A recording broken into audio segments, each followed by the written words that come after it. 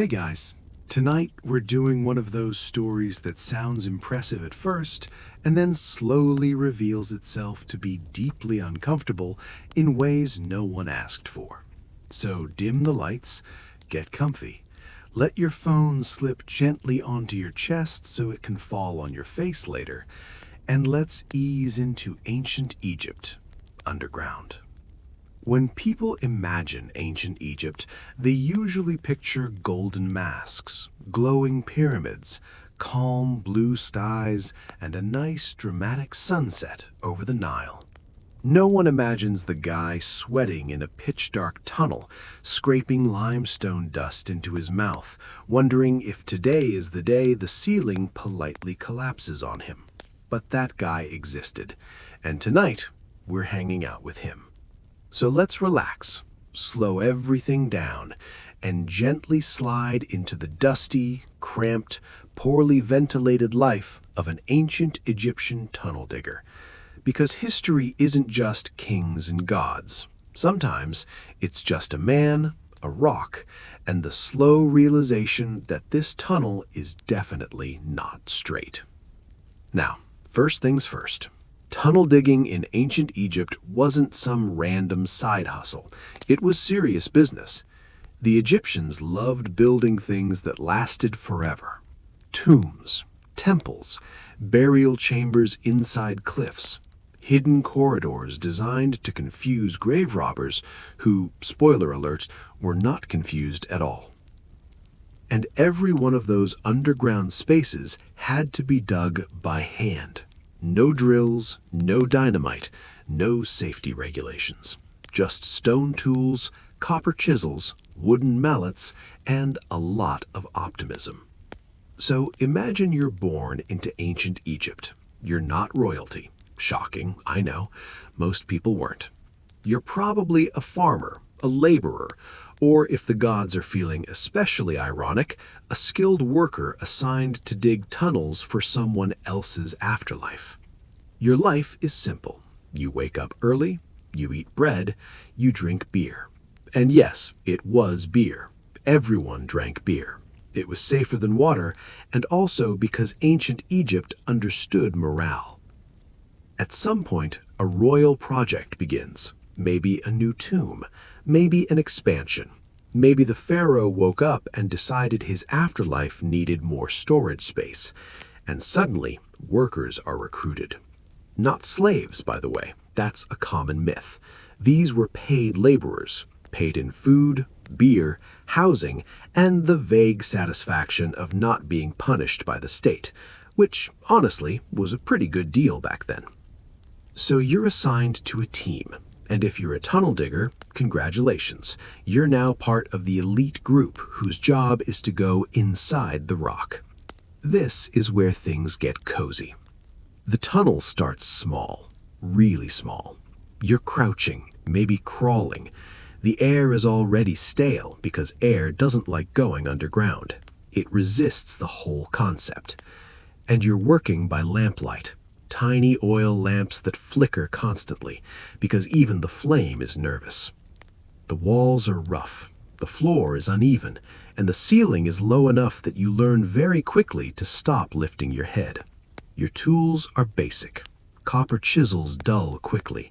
Stone hammers chip. Everything requires constant maintenance, which means more labor on top of labor. You chip away at limestone bit by bit. No dramatic swings, just tap, tap, scrape, over and over. The sound echoes. The dust fills the air. You breathe it in. You swallow it. Your lungs slowly accept their fate. And all the while, someone behind you is hauling debris out in baskets. Slowly, carefully, because if they trip, now everyone is stuck. This is not fast work. Progress is measured in inches, sometimes less. Entire days go by where it feels like the tunnel looks exactly the same, which is especially fun when you're underground and have lost all sense of time. Now let's talk about posture, because ancient Egyptian tunnel diggers did not have great posture. Skeletal remains show spinal compression, joint damage, and arthritis that starts early and never leaves. Knees ruined, backs curved, shoulders permanently tense. You're bent forward constantly, squatting, kneeling, crawling. Your muscles adapt in strange ways. Your body becomes very good at existing in spaces it was never meant to exist in. And breaks? Sure, technically. You surface, you eat bread, you drink beer, you sit in the sunlight and remember what fresh air feels like. And then someone tells you to go back in. Because the pharaoh is eternal and your lunch break is not. Now, one of the strangest things about tunnel digging in ancient Egypt is how precise it had to be. These tunnels weren't random. They had plans, layouts, measurements based on cubits, palms, and fingers. Everything had symbolic meaning. The tunnel needed to align with chambers, with shafts, with other corridors that someone else was digging from another direction, which means accuracy mattered a lot. And here's the fun part. They didn't always get it right. There are tombs where tunnels miss their target completely. They just don't connect, or they connect awkwardly at weird angles, like someone realized too late that geometry is hard underground. Imagine being the guy who realizes the tunnel is drifting, slowly, inch by inch, and you don't want to be the one to say something, because correcting it means more work, and not correcting it means someone later is going to be very mad. So sometimes they just kept going, because ancient Egypt was still run by humans, and humans love avoiding awkward conversations. Now let's talk about danger, because yes, it was dangerous, but not in a dramatic action movie way, more in a quiet, slow, unavoidable way. Cave-ins happened. Not constantly, but enough to keep everyone aware that the ceiling was not your friend. Cracks appeared, stones loosened, sometimes a section just gave up. And when it did, there was no rescue team, no emergency response, just co-workers digging frantically, hoping the person underneath wasn't crushed beyond recognition. Spoiler, sometimes they were. But more often, the danger was subtle. Smoke from lamps building up, oxygen getting thin, heat rising, dehydration, heat exhaustion, dizziness, people passing out in tunnels that were barely wide enough to drag someone through. There are records from el-Medina, the workers' village for royal tomb builders, where people complain. And I love this because it's the oldest workplace complaining on record. They complain about food rations, about work conditions, about being tired, about their tools, about supervisors, about being sent into tunnels that are bad. They literally write, "This tunnel is bad," which feels timeless. And yet, they keep going, because this is your job, and it's considered honorable. You are helping build eternity. You are carving space for gods and kings to live forever, even if you personally will be forgotten within a generation. Now let's slow down and think about the psychological side of this, because spending hours underground does things to a person. You lose track of time. You don't see the sky. You don't feel the wind. Everything becomes rock, dust, and flickering light. Sounds are muted. Conversations are short. Some workers sang, quietly, rhythmic chants to keep time, to stay calm, to remind themselves they weren't alone in the dark. Others scratched little marks into walls, tallies, names, jokes, sometimes prayers, sometimes insults about supervisors, which, again, timeless. You develop rituals, entering the tunnel the same way, touching the wall, saying something under your breath, because when you're underground, superstition feels practical. And the Egyptians were deeply religious. They believed spirits existed everywhere, especially underground, especially near tombs. So you're digging into sacred space, into the earth, into places that are supposed to belong to the dead, and you're very aware that you are alive and sweating inside it. That tension never really leaves. And then there's the irony, because most of the tunnels you dig are meant to protect someone else's body, someone wealthy, someone divine. Someone's comfort in the afterlife matters more than your comfort in the present. You will never use this tunnel. You will never be buried here. You will never see the finished tomb. Once your section is done, it's sealed, plastered, painted over, hidden. Your work disappears, which is kind of poetic and kind of depressing. But also, that's ancient Egypt. And as we gently drift forward, deeper into the dust and lamplight, we'll start meeting the people who ordered these tunnels, redesigned them, panicked about them, and sometimes blamed the workers when things went slightly wrong. The sunlight fades, the air gets thicker, and that comforting sense of I could just stand up and leave if I wanted to quietly disappears, because now we're properly underground. By the time you've been a tunnel digger for a while, your body has adjusted in ways that would alarm modern doctors.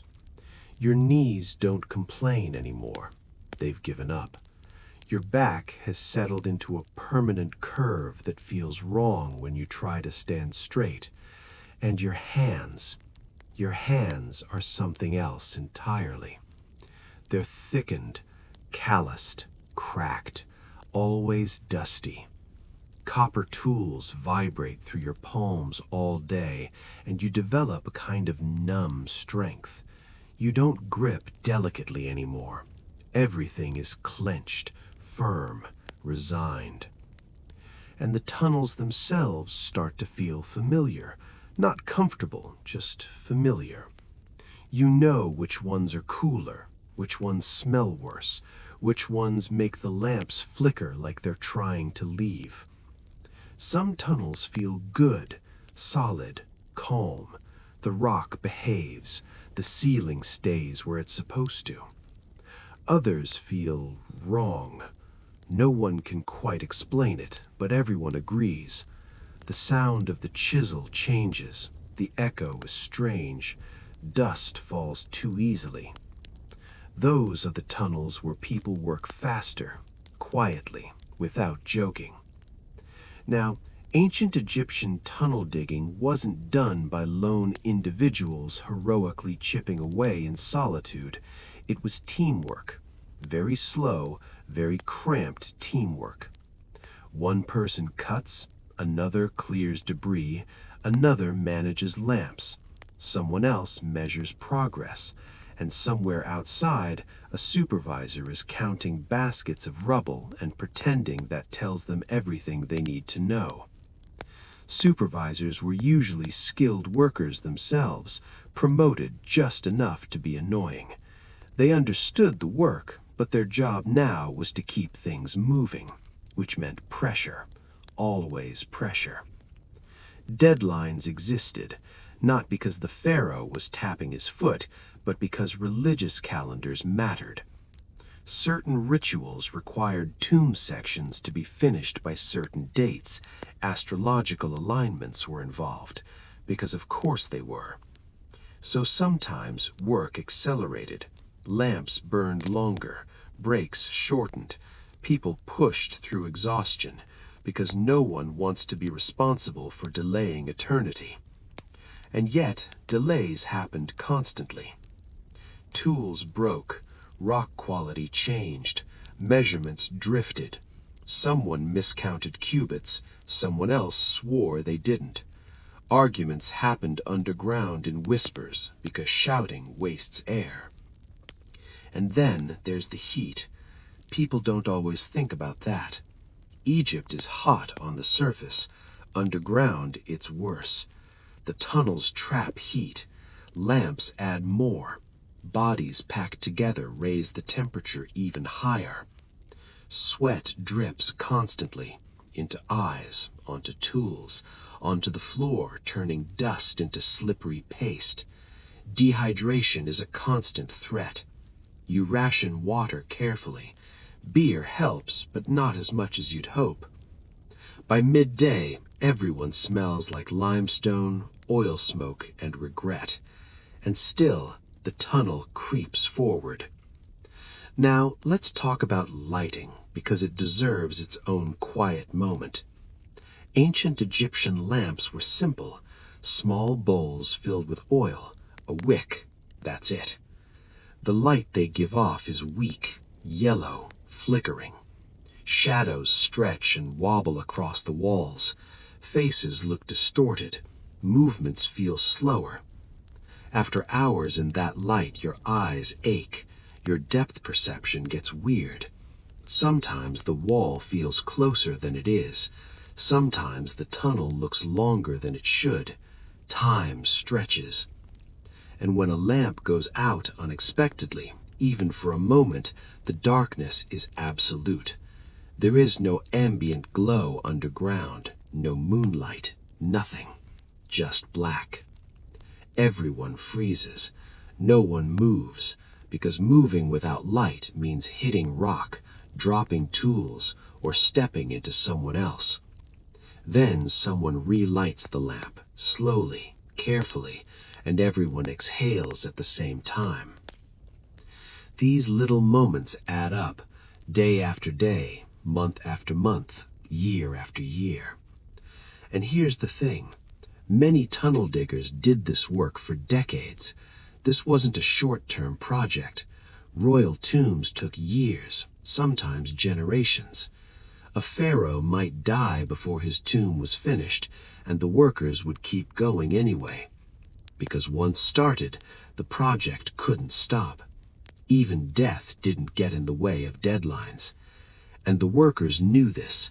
They knew that they were part of something bigger than themselves, something that would outlast them. Which is comforting in theory, less so when you're coughing dust at age 35. Now, let's gently drift into the social side of tunnel digger life, because surprisingly, these workers had communities, families, homes. At places like dear el-Medina, workers lived in villages built specifically for them, modest houses, close together. Everyone knew each other, which meant everyone knew who had the easiest assignment and who was always stuck underground. Tunnel diggers had a certain reputation, tough, quiet, a little strange. They spent their days in darkness and came home coated in dust. Children recognized them by smell before sight. And injuries were common, fingers crushed, feet broken, cuts infected. Medical care existed, but it was limited. Bandages, honey, prayers, hope. Some workers were reassigned when their bodies gave out. Others just slowed down, took less demanding roles, managed tools, counted baskets, anything to stay useful. Because being useless in ancient Egypt was dangerous, not officially, just socially. And yet, despite all this, there's evidence that tunnel diggers took pride in their work. They signed their names inside tunnels, left marks, tiny carvings, messages like "worked here" or "made this." Because even if the tomb was for a god king, the tunnel was theirs. Now let's gently slide toward the irony that hangs over all of this, because most of these tunnels were designed to prevent grave robbing, hidden passages, false doors, dead ends, and almost all of them failed. Grave robbers were often former workers, or their descendants, or people who knew people. They knew the layout, the tricks, the weak points. So these incredibly difficult tunnels, carved by exhausted men over years, were sometimes bypassed within decades, which is humbling. Imagine digging a passage meant to confuse intruders forever, only for someone to stroll in later and go, "Oh yeah, that wall sounds hollow." That's history. And still, the work continued, because the belief mattered more than the outcome. The ritual mattered. The attempt mattered. And that's where tunnel digging in ancient Egypt becomes almost meditative. It's repetitive, pointless in the long run, and deeply meaningful in the moment. You dig because it's what you do, because it's what you were trained to do, because the gods are watching, because your family eats because of it. And slowly, quietly, the tunnel grows. So, as we drift onward, deeper into the stone and deeper into time, we'll start brushing up against the people who depended on these tunnels most, the pharaohs, the nobles, the ones who never set foot inside the cramped passages built for their eternal comfort. And trust me, their anxieties were something else entirely. The lamps are still lit. The dust is still floating lazily through the air, and your shoulders are already tired again, even though you just sat down. That's fine. Time moves differently down here. By now, if you've been a tunnel digger for a few years, you've developed a very specific sense of awareness. You can tell how deep you are without measuring. You know how far you are from the surface by how stale the air feels. You can tell which direction you're heading by subtle changes in temperature and sound. Your world has shrunk. It's no longer Egypt. It's no longer the Nile. It's rock, angles, and the slow bite of copper against stone. And above you, far above you, is someone who will never experience any of this. Let's talk about them for a moment. The reason you're here in the first place. The owner of the tunnel. Because tunnel digging in ancient Egypt was never about convenience. It was about anxiety. Deep existential anxiety wrapped in gold. The pharaoh was supposed to live forever. That was the whole deal. Divine ruler on earth, divine being after death. But the Egyptians were also extremely aware that bodies rot, tombs get robbed, and history has a way of forgetting people. So the solution was tunnels, lots of them. Corridors inside corridors, hidden chambers behind walls, false shafts leading nowhere, everything designed to confuse, delay, and ideally stop anyone who wasn't supposed to be there. Which meant more work for you. And here's the thing, the more paranoid the pharaoh, the worse your job got. Some pharaohs were relatively chill. Standard tomb, straightforward layout, nothing fancy. Others, not so much. They wanted curves, turns, sudden drops, narrow squeezes, chambers that required exact alignment with stars, shafts that had to angle upward, downward, sideways, all while remaining hidden. Which is incredibly easy to design on papyrus and incredibly annoying to execute underground with hand tools. So you dig, you measure, you dig again, and sometimes someone higher up changes their mind, because plans changed a lot. Maybe the pharaoh had a bad dream. Maybe a priest suggested a different symbolic layout. Maybe an astrologer noticed a star wasn't where it should be. Whatever the reason, the tunnel you just spent 6 months carving is now wrong. So you fill it in, or seal it, or abandon it halfway, and start again. Archaeologists find these abandoned tunnels all the time. Dead ends, half-finished passages, sudden stops where someone clearly said, "Yeah, no. This isn't it." And that's your life, creating things that might never be used, that might never be seen, that might exist only as a mistake sealed behind plaster. Now let's gently move back to the physical experience, because it never really leaves.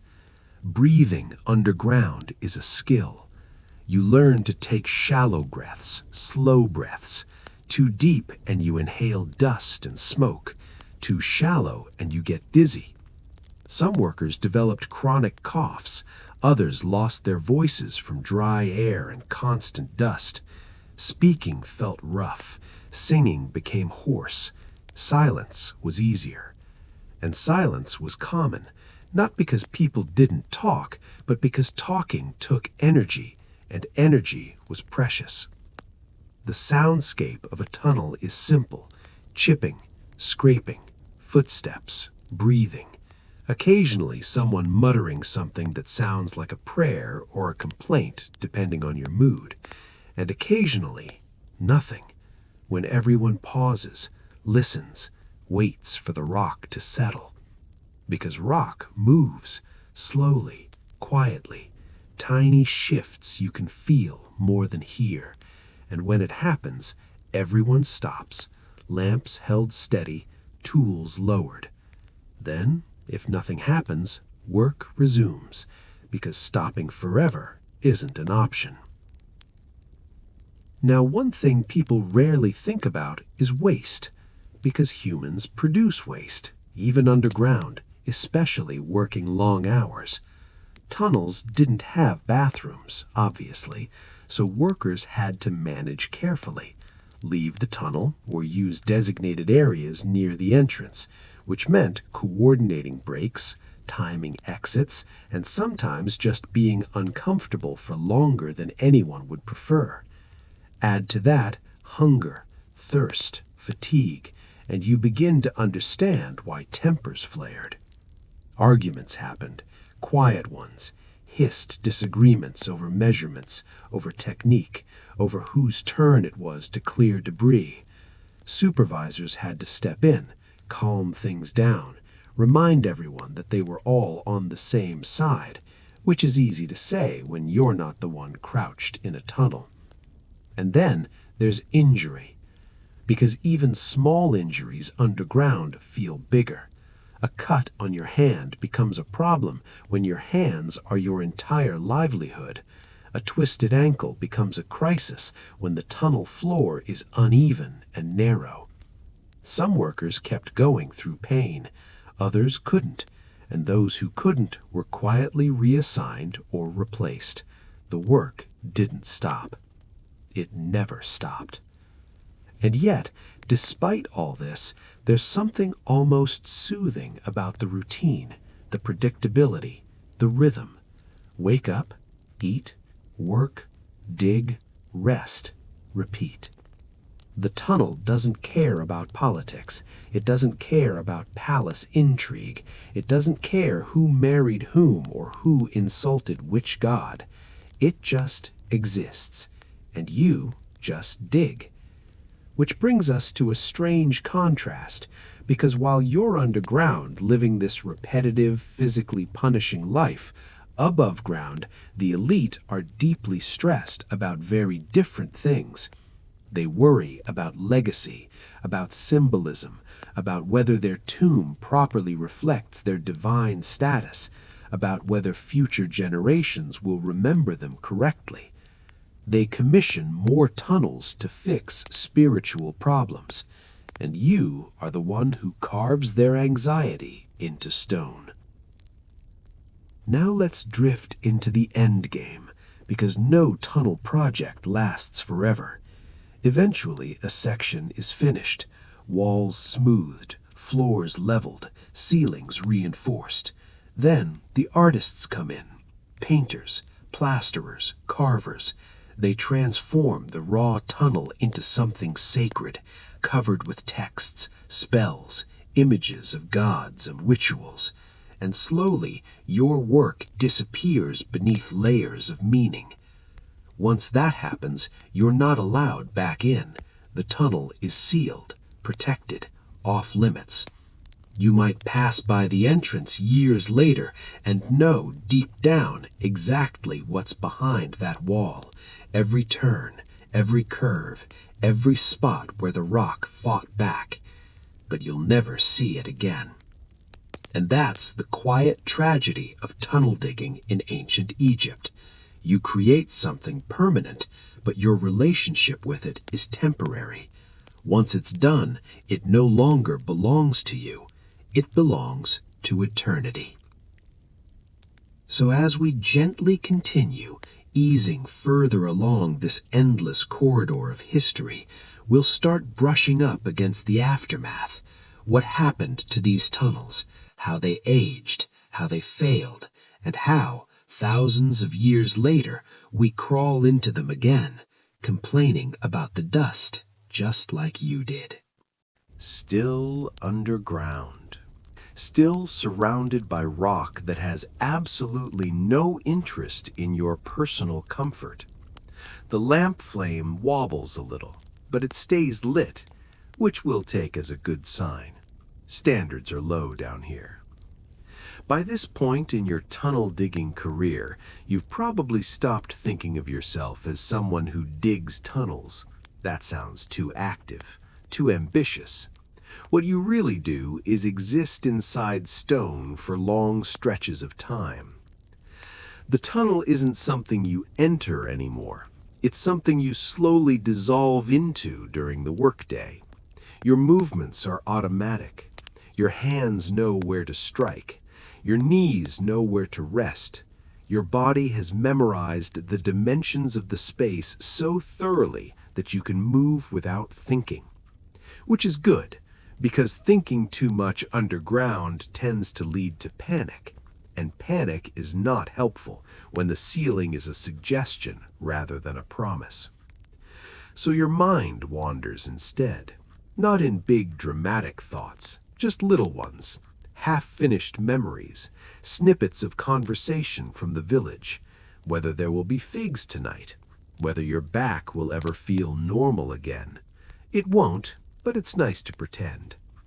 And sometimes, while your hands keep working, your mind drifts to the person this tunnel is for. You don't know them personally. You've never seen the pharaoh up close. Maybe you caught a glimpse once from far away during a procession. Gold everywhere, linen, perfume, shade. A completely different world. And yet your lives are connected, intimately. You are shaping the space where their body will rest forever. You are carving their path into the afterlife. That's a lot of responsibility for someone whose knees are permanently swollen. Now let's talk about mistakes. Because despite all the skill, experience, and planning, mistakes happened constantly. A wall cut too thin. A ceiling weakened more than expected. A misjudged angle that sends the tunnel drifting upward when it should be level. When this happens, there's no dramatic yelling, no throwing tools, just a long, quiet pause, lamps held steady, everyone staring at the problem. Then the calculations begin. Can it be corrected? Can it be reinforced? Can it be hidden? If yes, work continues. If no, the tunnel might be abandoned, sealed, forgotten. And here's the thing, no one outside will ever know. The pharaoh will never hear about it. The priests will adjust their rituals. The official plans will be quietly updated. But you'll remember. Every abandoned passage is a memory of time, effort, and physical pain that went nowhere. You learn to accept this, because resisting it only makes the work heavier. Now let's gently float over to the social hierarchy inside the tunnels, because even underground status exists. Not everyone does the same task. The most experienced workers handle the hardest rock, the most precise measurements. Younger or less skilled workers clear debris, manage lamps, haul baskets. You start at the back, literally, carrying rubble out through narrow passages, bent double, breathing dust. If you're good, you move forward, closer to the cutting face, closer to where decisions are made. This progression matters. It's one of the few forms of advancement available. Being trusted near the front means you've proven yourself, that you won't panic, that you won't rush, that you won't ruin months of work with one bad strike. And that trust is earned slowly, painfully, over years. Now about tools. Because people love imagining ancient workers using crude, ineffective tools, but that's not entirely fair. Yes, the tools were simple, copper chisels, stone hammers, wooden mallets, but they were used with precision. Technique mattered more than force. You don't smash rock, you persuade it. You follow natural cracks. You listen to the sound it makes. You feel vibrations through the tool. It's almost intimate, which is a strange thing to say about limestone. And tools were personal. You cared for them, sharpened them, repaired handles, borrowed reluctantly. Lost tools were a problem. Broken tools were an annoyance. A dull chisel could ruin your entire day. So you treat them well, because they're the only thing between you and hours of pointless suffering. Now let's slow things down even more and talk about time, because underground, time is weird. You don't see the sun. You don't feel the day change. The only markers are meals and fatigue. Some days feel endless, others vanish. You surface and are surprised by the angle of the light, or by how cold the air feels, or by how loud the world is. The Nile still flows, birds still exist, people still shout, and for a moment it all feels unreal, too big, too open. Then you eat, you drink, you rest, and the next day you go back underground, because that's where your work is. And eventually something changes, not dramatically, just subtly. The tunnel you've been working on is finished. The final measurements are taken, the walls are smoothed, the floor is leveled, the ceiling is reinforced.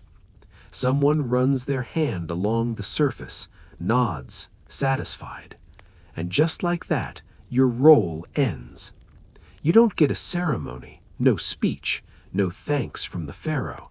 You just stop going into that tunnel. Another team takes over. Artists, priests, ritual specialists. They paint, they inscribe, they transform. And the space you carved with sweat and dust becomes sacred. Now here's the part that always feels quietly strange. Once the tomb is sealed, everyone involved knows it's not meant to be opened again, ever. That's the whole point. And yet, everyone also knows that it probably will be. Because history has shown again and again that tombs get robbed, seals get broken, tunnels get reused. There are records of ancient officials inspecting tombs shortly after burial and finding them already disturbed, already compromised. Which means all that work, all those tunnels, all that suffering, not pointless exactly, but not permanent either. And tunnel diggers lived with that knowledge. It didn't stop them, but it did shape their attitude. You don't dig for glory. You dig because it's your role in the machine. And when your body can no longer handle the tunnels, you transition to lighter work, to supervision, to tool maintenance, to teaching younger workers not to get crushed. And eventually, you stop altogether. Your hands ache, your knees swell, your back refuses to cooperate. You become someone who once dug tunnels. And then one day, you die. Not in a tomb like the ones you helped create, just a simple burial. Maybe a marker, maybe not. And centuries later, someone with a flashlight and modern lungs crawls into the tunnel you carved and complains about how cramped it is, which feels fair. So as we gently continue drifting forward towards the long afterlife of these tunnels themselves, we'll watch what happens when time, neglect, and curiosity collide. Nothing has collapsed yet, which is encouraging. The lamp is lower now, the flame smaller. That's fine.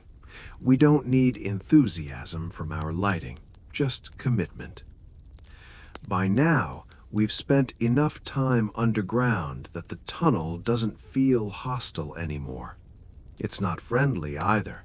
It's more like a roommate who never speaks and refuses to adjust the thermostat. You coexist carefully. And as your career stretches on, you begin to notice something strange. You start to think like the tunnel. You anticipate weak points before you reach them. You instinctively brace yourself when the ceiling feels off.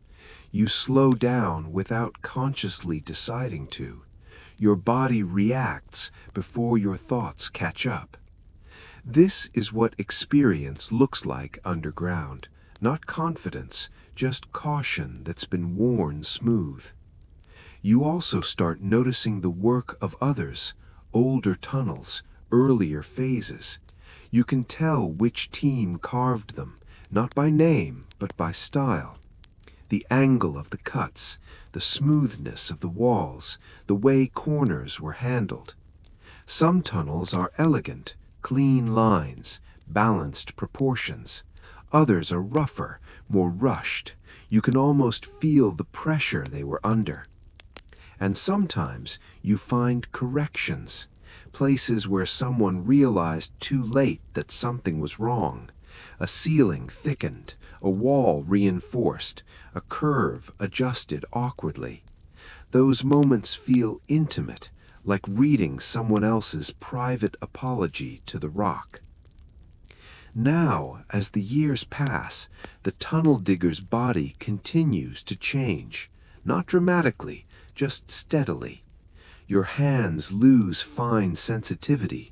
You can still feel tools, you can still work, but subtle textures blur together. Calluses become permanent, cracks open and close like seasons. Your hearing dulls slightly. Constant chipping and echoing takes its toll. Conversations become quieter, or maybe everyone else just mumbles now. Your vision adjusts oddly. You see better in low light than most people. Bright sunlight feels aggressive, overstimulating. You squint more than you used to. And your sense of space changes. Wide open areas feel uncomfortable, exposed. You find yourself standing closer to walls, sitting near corners. Old habits linger. This isn't discussed, it's just understood among the workers. Tunnel digging doesn't end when the day ends, it follows you home. Now let's talk about belief, because ancient Egypt was built on belief, and tunnel diggers were surrounded by it. Every wall inscription, every carved spell, every painted god passing through the space you created. You may not be a priest, you may not fully understand the texts, but you know they matter. You know that mistakes here aren't just technical, they're spiritual. A misaligned passage isn't just inconvenient, it's dangerous. It could interfere with the soul's journey, with rebirth, with divine order. And that pressure sits quietly on your shoulders while you work. Some workers were deeply religious, others were practical. Most were a blend of both. You respect the gods, you also respect gravity. You make offerings when appropriate. You say the words you're supposed to say, and then you focus on the rock. Because belief doesn't stop ceilings from falling. Now, as we drift forward in time, something else begins to happen. The tomb projects start to change. Early royal tombs were ambitious, but relatively straightforward. Over time, layouts became more complex, more defensive, more symbolic. And with that complexity came longer tunnels, deeper tunnels, more twists, more hidden spaces, which meant more work for you. But it also meant something else, more mistakes. As tombs grew more elaborate, the margin for error shrank. Alignments had to be perfect, measurements exact. The deeper you went, the harder it became to correct deviations. and sometimes the math just didn't work out. There are tombs where tunnels come dangerously close to each other, where walls thin to alarming levels, where ceilings dip unexpectedly. In those moments, the workers knew, they felt it, the rock told them. So they adapted, reinforced, redirected, improvised. Ancient Egyptian engineering wasn't rigid, it was responsive, flexible, adjusted on the fly by people who understood their materials intimately, which is impressive and exhausting. Now let's gently move toward the end of a tunnel digger's active life. It doesn't end with retirement. There's no official stopping age. You work until you can't. At some point, your body refuses certain movements. Squatting becomes painful. Crawling becomes slow. Holding tools for long periods hurts more than it used to. Supervisors notice, not unkindly. They reassign you. Maybe you help train younger workers, show them how to listen to the rock, how to feel vibrations, how to tell when a tunnel needs rest. You become valuable in a different way. You stand at tunnel entrances more often now, watching others go in, counting baskets, checking progress. Sometimes you feel relief. Sometimes you feel restless. The tunnel still calls to you. Habit is hard to break. But you also notice things others miss. You hear changes in sound. You spot stress fractures early.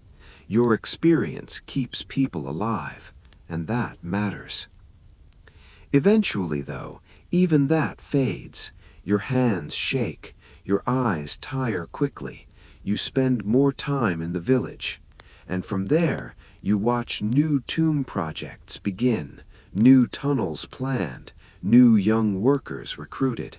They look strong, optimistic, a little nervous. You don't warn them too much. Everyone has to learn on their own. Now here's where the story takes a quiet turn, because long after you're gone, long after the pharaoh is buried, long after the tomb is sealed, the tunnels remain. They age slowly. Rock settles, cracks widen, dust accumulates. Floods seep in occasionally, animals burrow, earth shifts. Some tunnels collapse, others hold. And thousands of years later, someone else arrives. Not a priest, not a worker, an archaeologist, an explorer, a tourist with a headlamp and a guidebook. They crouch, they crawl, they complain about the heat, about the narrowness, about the air. They marvel at the precision, the skill, the endurance. They take photos, measurements, notes, and unknowingly they follow the exact same path you once took. Their hands brush the same walls, their feet step where yours did. They feel the same claustrophobia, the same awe, the same discomfort. And in that moment, the tunnel connects two lives separated by millennia, which is quietly beautiful. So, as we let our thoughts drift toward the long afterlife of these tunnels, remember this: history isn't just what was built, it's who built it, inch by inch, breath by breath, in silence. And tunnel diggers in ancient Egypt didn't leave monuments with their names carved in gold. They left something else. They left space. And sometimes that's enough. Not quickly. Nothing underground is ever quick, but steadily. The kind of steady that feels almost timeless. The lamp flickers again, like it's thinking about quitting, but it doesn't. Neither do you. By now, the tunnel has become less of a workplace and more of a memory machine. Every scrape of stone sounds familiar. Every narrow bend reminds you of another narrow bend, years ago, in another tomb, for another long-dead ruler who also believed this one would finally do the trick. Because one thing you learn after a lifetime of digging tunnels for eternity is that eternity is very demanding. No matter how many tombs are built, no matter how elaborate the protections, there is always another pharaoh who believes his needs are slightly more complex than the last ones. A little deeper, a little more hidden, a little more secure. And so the tunnels get longer, deeper, more uncomfortable. From your perspective, underground, it all feels the same. The rock doesn't care who's in charge. Limestone behaves like limestone. Gravity remains extremely committed to its job. But you hear things. Rumors drift down from the surface about new rulers, about political tension, about shortened reigns, about sudden deaths. And when a pharaoh dies unexpectedly, everyone feels it, especially the tunnel diggers. Because now everything is urgent. The tomb isn't finished. The tunnels aren't complete. Ritual calendars are suddenly looming. Priests panic. Administrators shout. Schedules tighten. And you, once again, are sent underground with slightly more pressure and slightly less patience from above. Workdays get longer. Lamps burn later. Meals are quicker. Mistakes are less tolerated.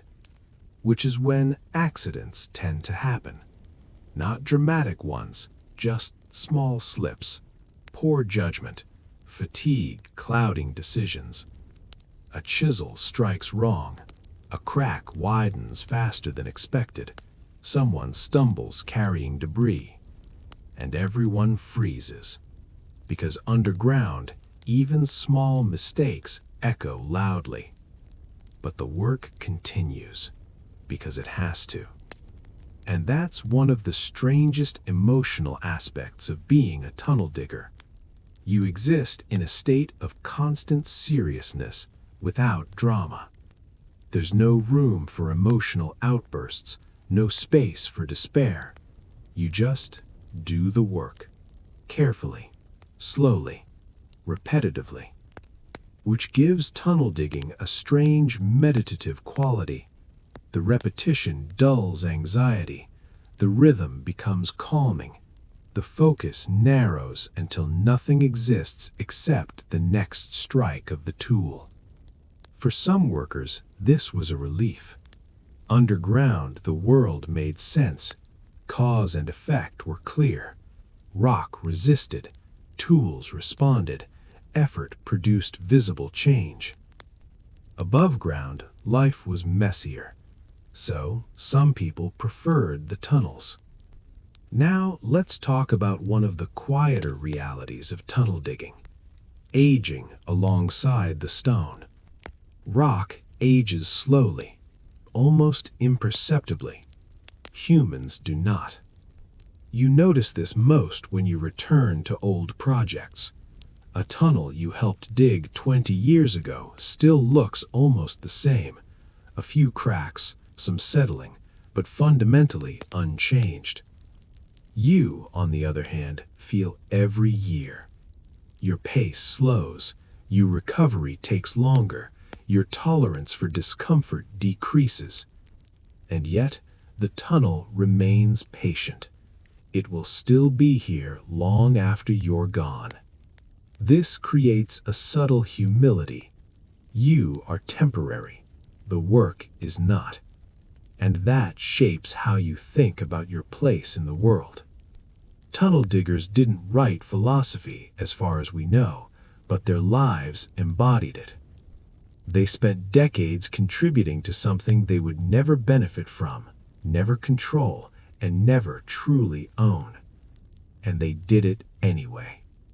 Now let's drift gently toward the decline of the system itself. Because nothing lasts forever, not even civilizations obsessed with eternity. Over time, Egypt changes. Dynasties rise and fall. Resources shift, power moves.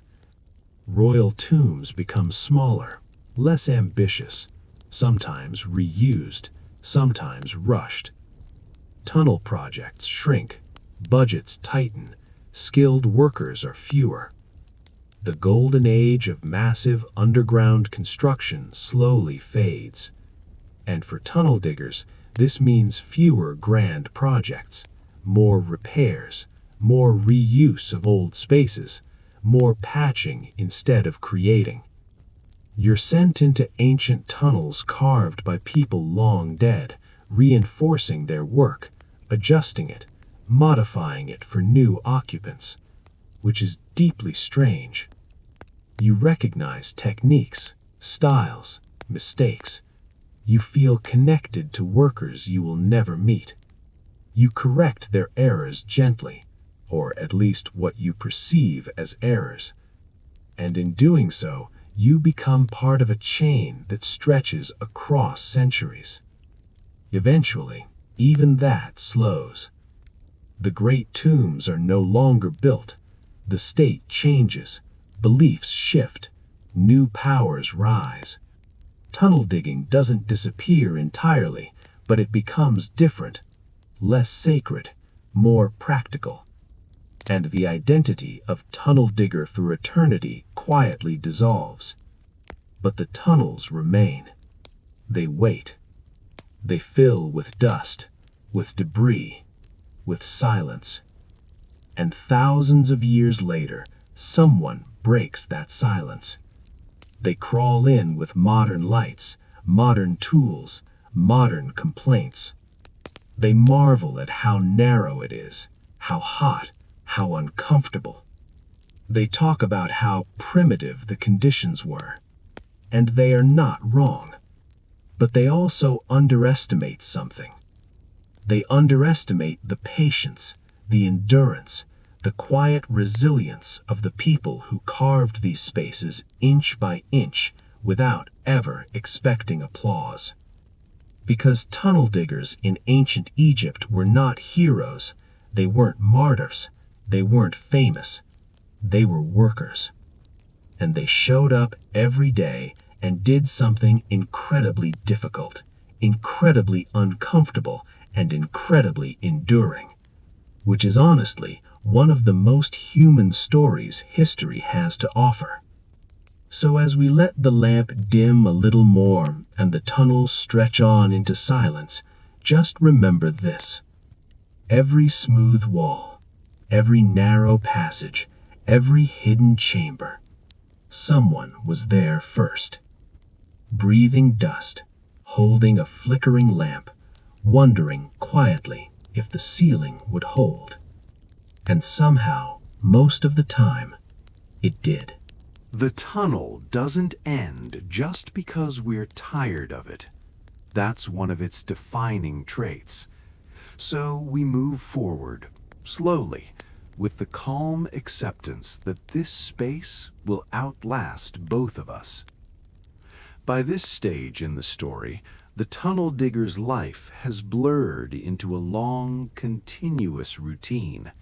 Years don't stand out individually anymore. They blend together, marked only by which project you were assigned to and how your body felt at the time. You remember periods of your life by pain. The year your left knee never fully recovered. The season your hands cracked so badly they bled through the wrappings. The stretch of time when your back seized up every morning and only loosened after hours underground. These become your milestones. And yet, somehow, life continues around this work. Children grow, parents age, people marry, people die. You attend funerals of co-workers who were crushed, sickened, or simply worn out. Their deaths are sad, but not shocking. Everyone understands the risks. Everyone understands that the work takes something from you eventually. There's a quiet acceptance of this, not bitterness, just realism. because ancient Egypt was very clear about one thing: life is temporary, the afterlife is forever. And tunnel diggers lived that contradiction daily. Now let's slow down and talk about fear. Not the loud kind, the quiet kind that sits in the background and never fully leaves. Tunnel diggers were not fearless. Anyone who claims that has never been underground. Fear was always present. It just became manageable. You feared collapse. You feared suffocation. You feared making a mistake that would get someone else hurt. But fear became part of the environment, like the dust or the heat. You didn't react to it constantly. You acknowledged it and worked around it. The real fear came when something changed. A new sound, a sudden shift, a lamp flickering in a way it hadn't before. Those moments sharpened everyone instantly. Conversations stopped, movements slowed. And then, if nothing happened, fear settled back into its usual place. Quiet, controlled, waiting. This constant low-level tension shaped people. Tunnel diggers were often described as calm, reserved, not easily startled. It's hard to get worked up about surface-level problems when you've spent half your life underground worrying about ceilings. Now let's talk about the supervisors again, because they deserve another gentle side-eye. Most supervisors were former tunnel diggers themselves. They knew the work, they knew the risks, and yet once promoted, something changed. They spent more time above ground, in open air, in meetings with scribes and administrators. They still cared, but they also cared about quotas, about progress reports, about pleasing higher authorities. So sometimes they pushed. Just a little more today. We're behind schedule. The priests are waiting. And tunnel diggers learned how to respond. Sometimes they complied. Sometimes they slowed down quietly. Sometimes they exaggerated difficulties to buy time. This wasn't rebellion, it was survival. You don't rush stone. Stone always wins. Now, as time moves forward, we start to see something else happen. Tunnel diggers begin to pass down knowledge. Not formally, no written manuals, just observation and correction. An older worker adjusts a younger one's grip, shows them how to angle the chisel, explains how to listen to the sound the rock makes. This knowledge is precious, hard-earned, and shared carefully, because bad technique wastes energy, and wasted energy is dangerous underground. So you teach, quietly, patiently, because someone once taught you the same way. And in this way, tunnel digging becomes a tradition, a craft, not glamorous, not celebrated, but deeply skilled. Now let's drift toward the emotional core of this life, because for all the physical hardship, tunnel diggers were still people with inner lives. They had hopes, simple ones, enough food, a body that held up, children who didn't have to do this work. Some succeeded. Their children became scribes, artisans, priests, something above ground. Others didn't. Their sons followed them into the tunnels, because skill ran in families, and opportunity did not. There's no resentment recorded about this, just acceptance, because this was how the world worked. And now, as time moves forward and Egypt slowly changes, the tunnel digger fades into history. Not suddenly, not dramatically, just gradually. Fewer massive tombs are built. fewer deep tunnels are commissioned, the scale shrinks, and eventually the role becomes something else entirely. But the tunnels remain. They sit quietly beneath the desert, sealed, forgotten, preserved by dryness and neglect, until someone breaks through. And when they do, they find something unexpected. Not just chambers and corridors, but fingerprints, tool marks, tiny imperfections, evidence of human hands. And that's when the tunnel digger reappears, not as a name, not as a story, but as a presence. You can see where they hesitated, where they corrected, where they rushed, where they took pride. And suddenly, the tunnel isn't just architecture, it's biography, a record of effort etched into stone. So, as we slow our breathing again, letting the tunnel stretch out endlessly ahead of us, remember this. History is often told through kings and gods and grand monuments, but it's held together by people like this. People who went underground every day, did something difficult and dangerous, and then went home and ate dinner like it was normal. And in a way, it was. The tunnel hasn't changed. It never does. It just waits, patiently, while we catch our breath and continue pretending that crouching for hours is a reasonable way to spend a human life. By now, the tunnel digger has reached a strange emotional equilibrium. The work is still hard, the conditions are still uncomfortable, but the resistance inside you has softened. You no longer fight the tunnel, you cooperate with it. You don't curse the rock as often, you don't rush it. You accept that today's progress might be a few hand lengths and nothing more. And that's fine, because pushing only makes things worse. This acceptance isn't defeat, it's adaptation. And it shows in how you move. Every action is economical, no wasted motion, no dramatic swings, just careful, deliberate strikes. Tap, scrape, pause, listen. The tunnel teaches patience better than any priest ever could.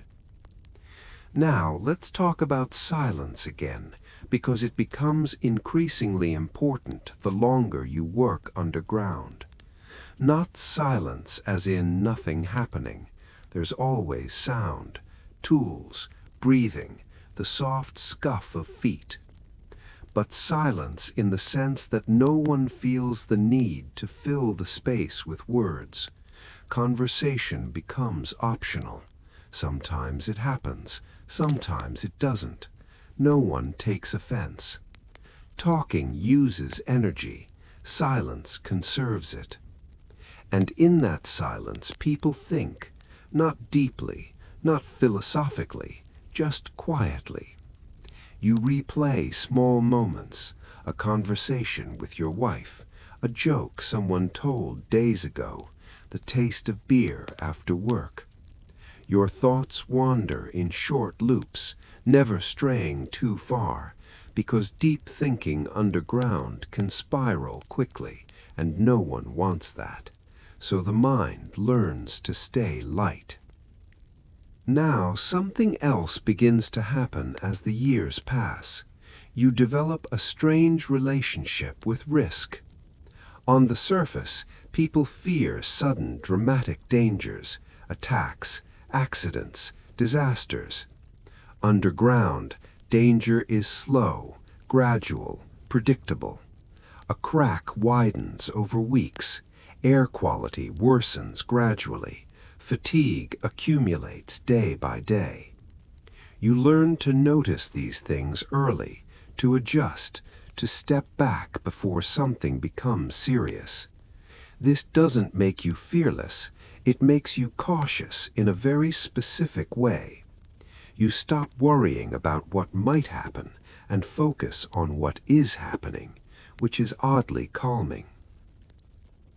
Now let's drift toward the end of a particular project, because not all tunnels are royal. Some are practical: storage chambers, utility passages, extensions to existing complexes. These projects are less prestigious, less carefully documented, but they still require the same skill. And often they're worse, because budgets are smaller, oversight is looser, deadlines are tighter. You're expected to do more with less, which means thinner walls, narrower passages, fewer reinforcements. These are the tunnels that make experienced workers uneasy. You feel it in your bones. This one wasn't planned as carefully. This one is cutting corners. But you do it anyway, because someone decided it was good enough. And usually it is. Usually. Now let's gently acknowledge something else. Not everyone survives this life. Some tunnel diggers live young: accidents, illness, infection, exhaustion. Others survive into old age, but carry the work with them forever: bent backs, stiff joints, chronic pain that flares in cold or damp weather.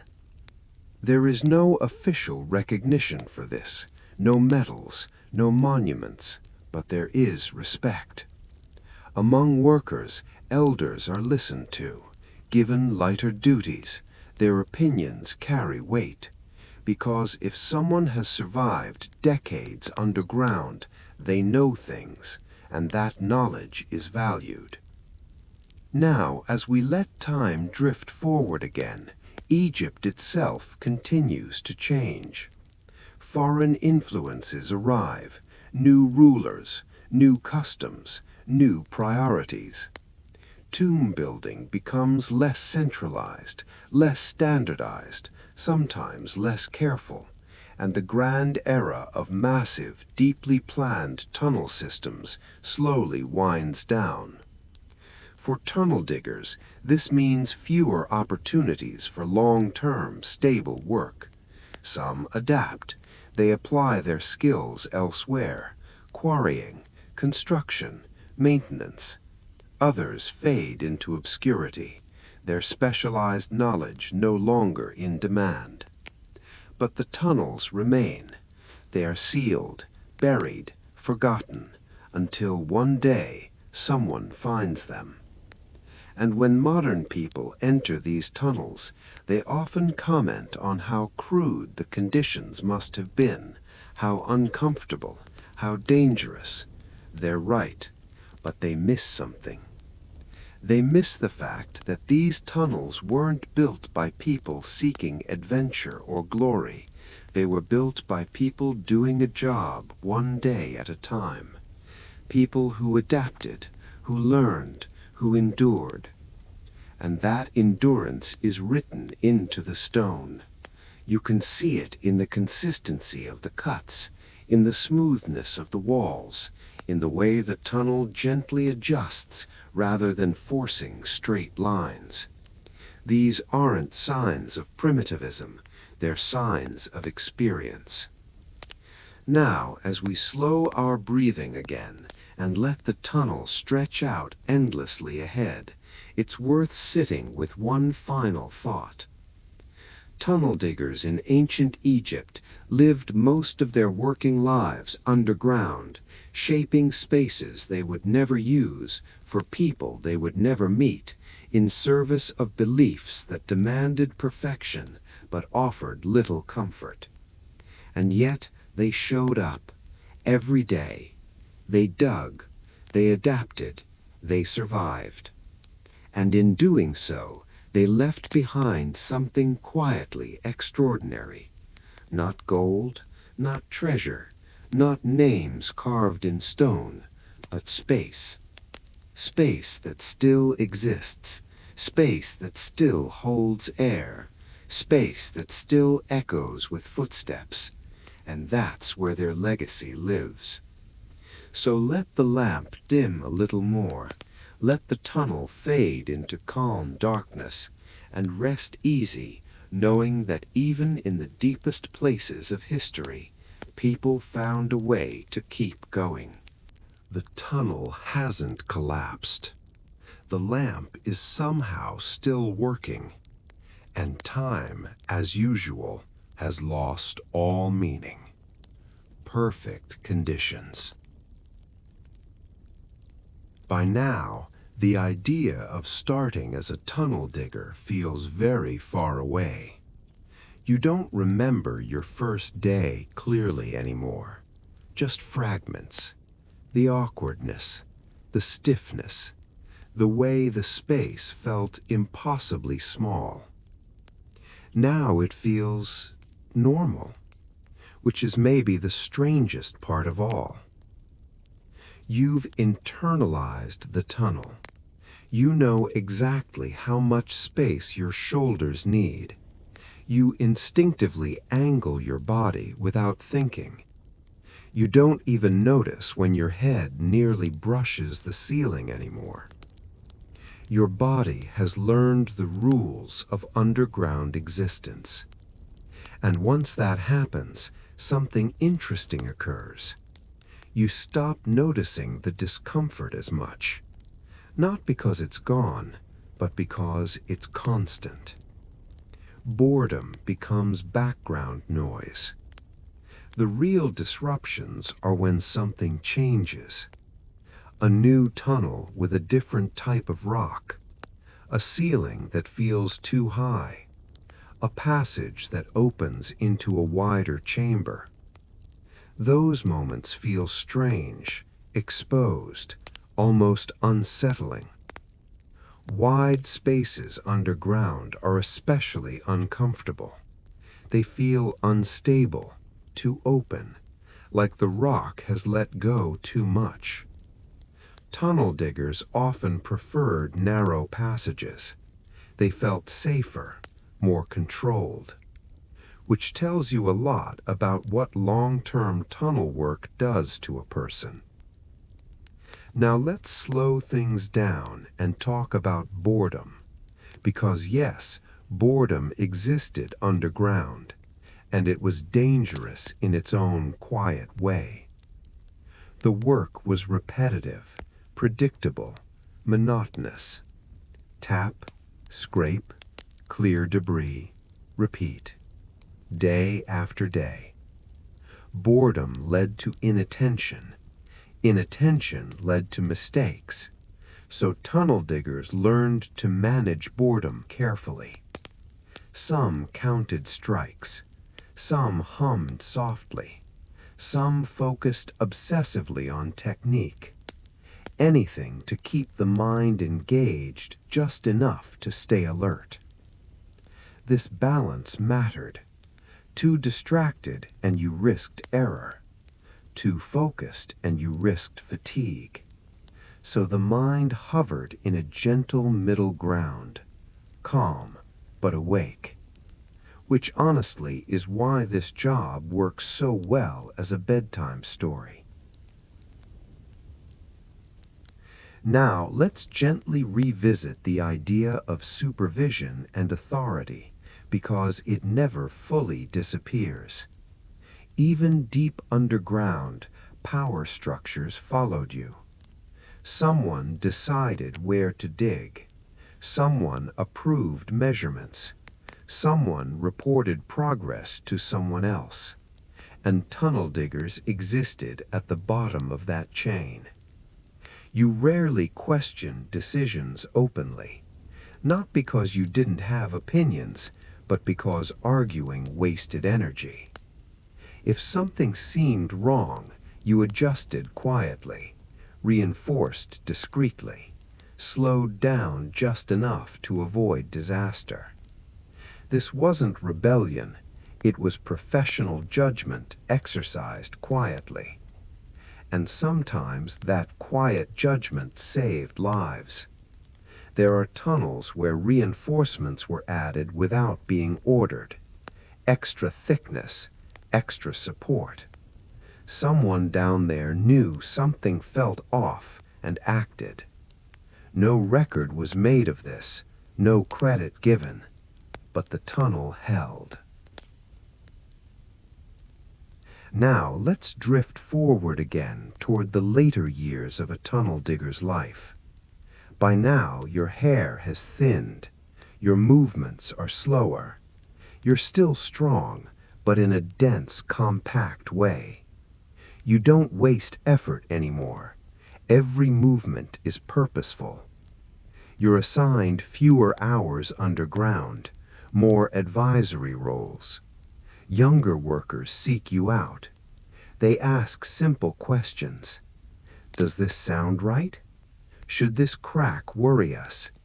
Is this angle okay? And you answer calmly. You've seen worse. You've felt worse. Your confidence isn't loud. It doesn't need to be. And this is where something quietly meaningful happens. You start to feel pride. Not dramatic pride, just a steady sense that you know your craft, that you've survived it, that you've contributed something lasting, even if no one ever writes your name down. Now let's step back even further, beyond individual lives, beyond careers. Let's look at the tunnels themselves as a collective achievement. These passages were dug over centuries by thousands of workers across generations. Each tunnel reflects the knowledge available at the time, the beliefs, the anxieties, the priorities. Early tunnels are simpler, later ones more complex, defensive, symbolic. Together they form a map of how a civilization thought about death, permanence, and fear. And tunnel diggers were the ones who translated those abstract ideas into physical reality. They took belief and turned it into geometry, which is no small thing. Now, when modern people explore these tunnels, they often focus on what's missing: the treasure, the bodies, the artifacts. They talk about looting, robbery, loss. But from a tunnel digger's perspective, something else stands out. The tunnels still exist. Despite earthquakes, despite floods, despite time itself, they are still navigable, still holding shape, still doing their job. And that's not accidental. That's skill. Skill passed quietly from hand to hand, from generation to generation. So, as we slow our breathing again, letting the darkness feel familiar rather than threatening, it's worth remembering this. History doesn't survive because it's glamorous. It survives because ordinary people did difficult things carefully, consistently, and without expecting recognition. Tunnel diggers in ancient Egypt did exactly that. They worked in silence, in discomfort, in darkness. And somehow what they made still stands, which is kind of incredible. So let the tunnel stretch on. Let the lamp dim. Let your thoughts drift. We're not finished yet, but there's no hurry.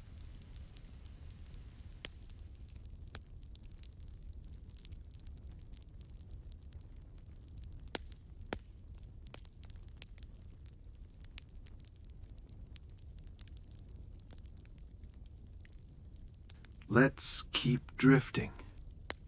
The tunnel doesn't mind if we linger. It's been waiting for thousands of years.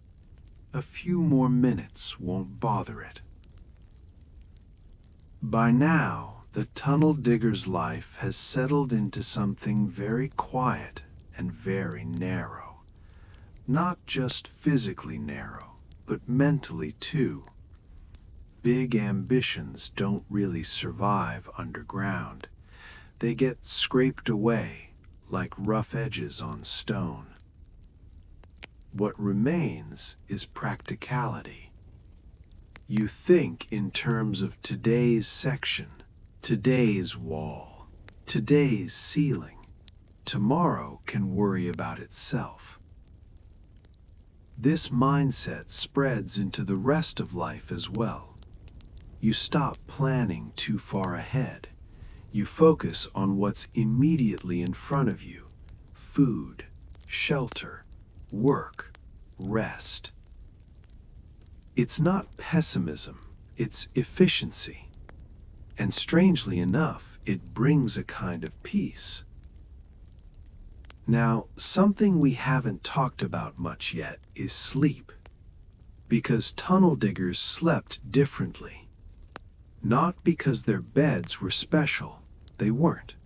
Simple maths, small rooms, thin walls. But because exhaustion changes sleep.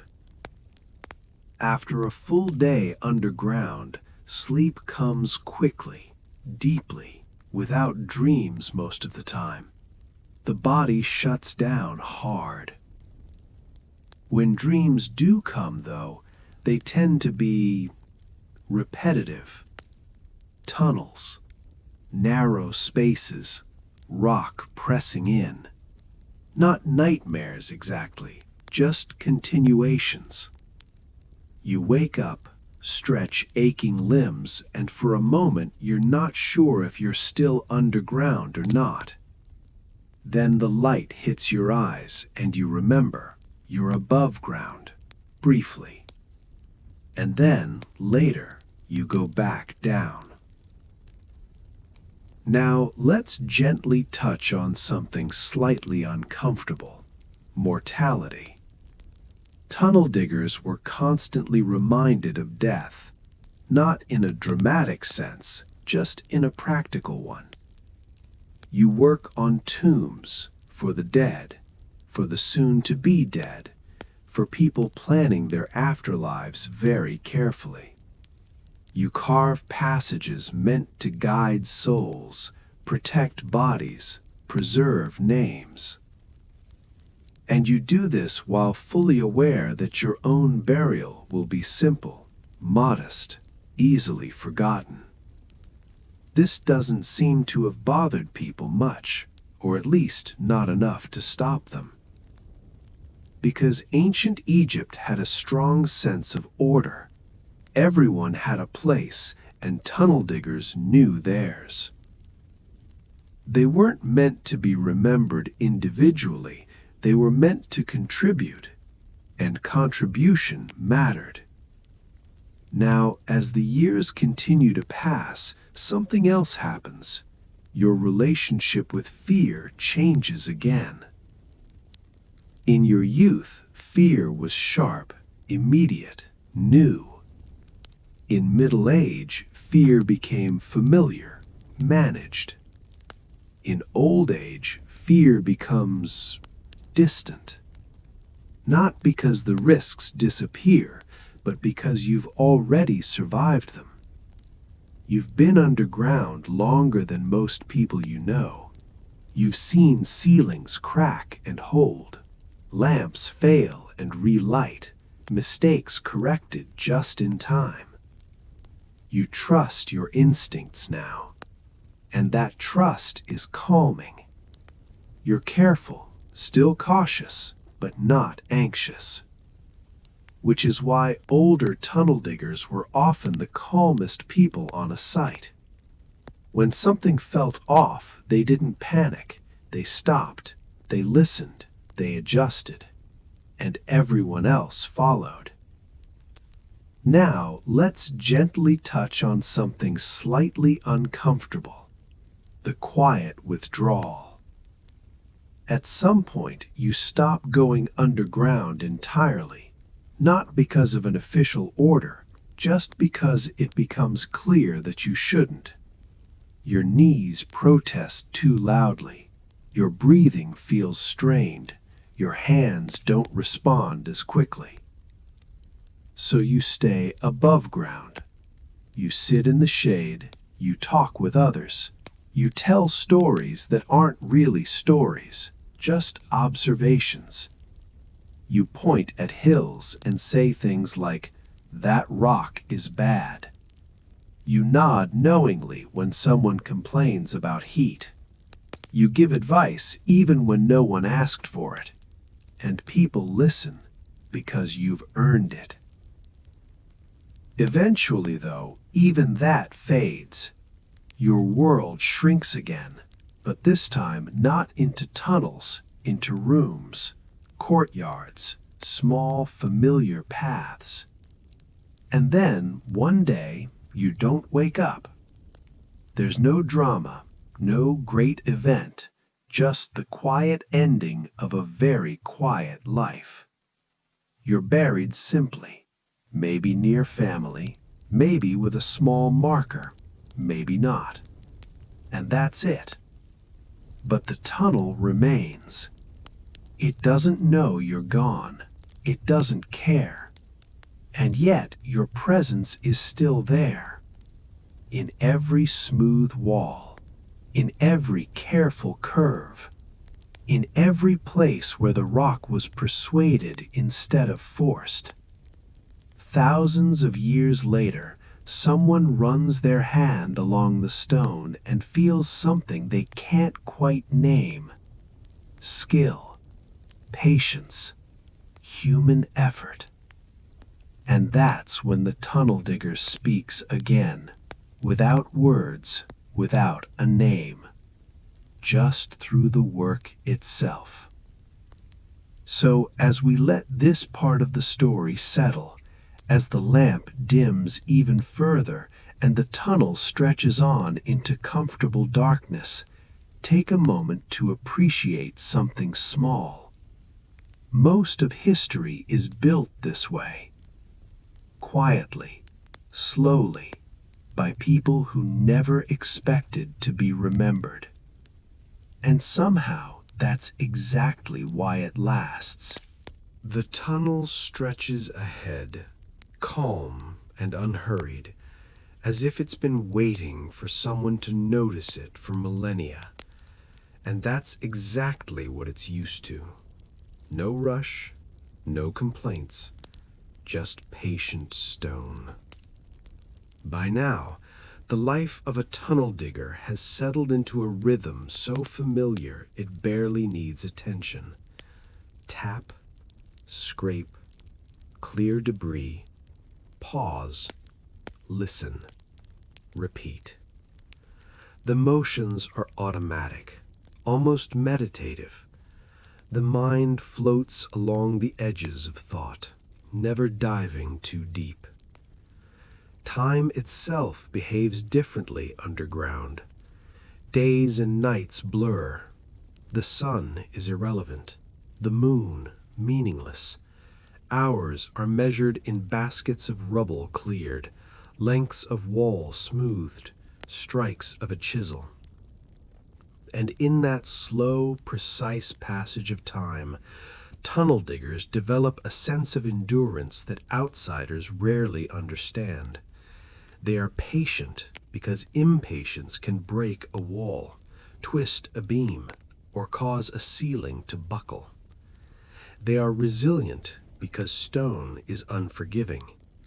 They are quiet because silence preserves energy and sanity. Now, as we float forward, let's consider the deeper emotional experience of decades spent underground. Not dramatic, not heroic, just quietly enduring. For much of life, tunnel diggers exist on the margins of Egyptian society. They are not priests, not scribes, not officials. They do not command attention. They do not appear in records, except maybe as footnotes. And yet they are intimately connected to some of the most important aspects of their culture. The tombs they carve are meant to guide souls into eternity. They build spaces meant to last forever. They work for people obsessed with immortality, while they themselves are mortal in every obvious way. This contrast shapes a subtle psychological landscape. You work every day for permanence, even though your own existence is ephemeral. You shape eternity while living in constant discomfort. You leave something behind that outlasts your name, your body, your memory. It's a peculiar kind of fulfillment, quiet, unspectacular, but profound if you allow yourself to notice it. Now, let's gently explore the hierarchy again, because it never really goes away underground. Even after decades of experience, you are still technically beneath supervisors and overseers. You follow plans drafted on papyrus by architects and priests.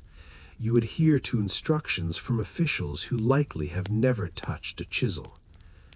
But there is also informal authority among workers. Experienced diggers command respect naturally. Their advice carries weight. Younger workers watch them closely. Mistakes are often avoided because someone decades into the job pauses and guides others discreetly. Authority becomes less about rank and more about knowledge.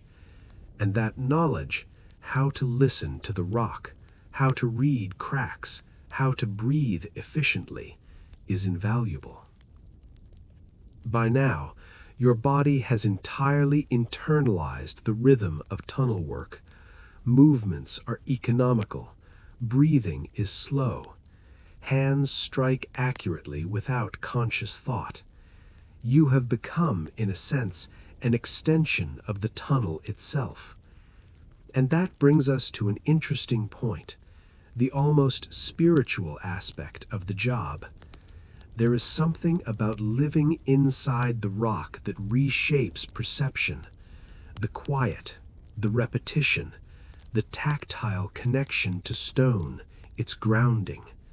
You become attuned to small details, the faint echo of your own movements, the subtle vibration of the ceiling, the faint smell of limestone dust. Over time, this attunement becomes second nature. You anticipate weak spots. You notice micro shifts that would escape an untrained eye. You develop an almost intuitive sense of the tunnel as a living entity, one that demands respect and careful negotiation. And that negotiation is ongoing. You are always adjusting, always listening, always cautious. Now, as we drift even further into the later years of a tunnel digger's life, another subtle reality emerges: perspective. The young digger fears collapse. The mid-career digger fears mistakes. The older digger, having survived decades, understands both and fears neither. They know what can be managed, what can be fixed, and what must be left alone. This understanding brings calm. It is not complacency, it is confidence tempered by experience. And as the workday ends, though often end is a relative term, you carry a strange sense of fulfillment. Not because someone praised you, not because your name will appear in a record, but because in that tunnel, everything you did mattered. Every careful strike, every adjustment, every moment of patience has ensured the space endures. Now, let's float forward to the final phase of the story. Eventually, the tunnel digger ages out of active work. Knees stiffen, hands weaken, breathing becomes more laborious. You stop going underground entirely. Instead, you advise, you observe, you correct small mistakes discreetly. You train younger workers. You pass down wisdom without ceremony, without fanfare. And even that ends. You live quietly, carrying the echoes of years spent in stone. Eventually, you pass away. Your life ends simply, quietly, almost anonymously. Your grave may be modest, your name may vanish, but the tunnels remain. They hold the work, the skill, the endurance of those who dug them. They hold patterns of human effort etched into stone. And thousands of years later, someone with a lamp and curiosity crawls through them. They marvel, they measure, they study, and unknowingly they feel your presence. Not your name, not your story, just the quiet trace of someone who showed up every day, did difficult work, and left a lasting mark without seeking recognition.